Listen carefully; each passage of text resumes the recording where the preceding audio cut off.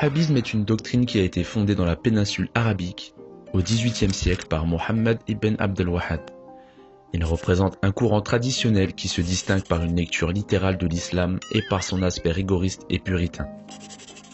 Il condamne en particulier toute innovation par rapport à l'enseignement de l'islam et combat tous les musulmans qui ne s'y soumettent pas en les considérant comme apostats. Ce littéralisme impliquant une lecture primaire et primitive du Coran conduit ses adeptes à la négation des principes mêmes de l'islam.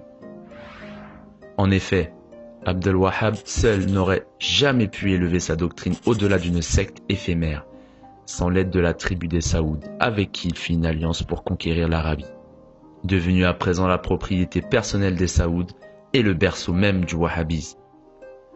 Historiquement, les Britanniques ont instrumentalisé le wahhabisme pour lutter contre l'Empire ottoman et vont à partir de 1916 utiliser cette doctrine afin d'asseoir durablement et solidement leur contrôle sur la péninsule arabique.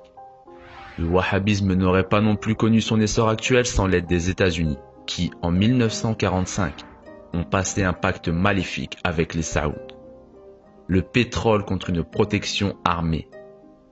Cet or noir, pompé par les majors anglo-américaines, a financé l'expansion du wahhabisme à travers le monde. Le takfirisme est un dérivé du wahhabisme et sous-branche du salafisme.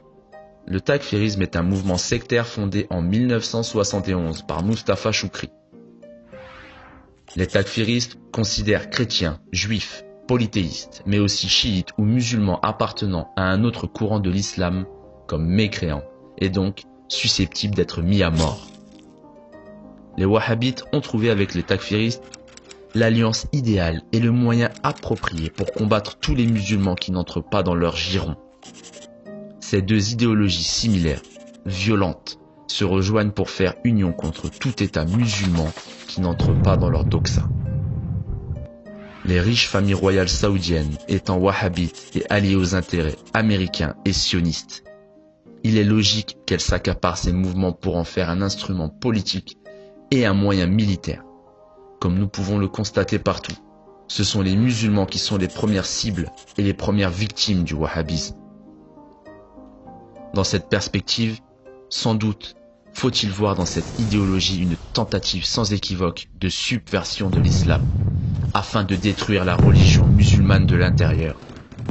Les massacres de masse, les destructions, la rage meurtrière de ces ordres téléguidés depuis Riyad, Doha et Washington, ainsi assistés par Tel Aviv contre la Libye, l'Irak, la Syrie, ont donc une finalité autant politique qu'eschatologique. C'est le plan des États-Unis et du régime sioniste pour arrêter le grand mouvement mondial vers l'islam. L'objectif étant la division du monde musulman ainsi qu'une mauvaise représentation de l'islam à travers le monde, en offrant un visage violent et détestable à cette noble religion. En effet, le wahhabisme est l'idéologie des égorgeurs de Daesh.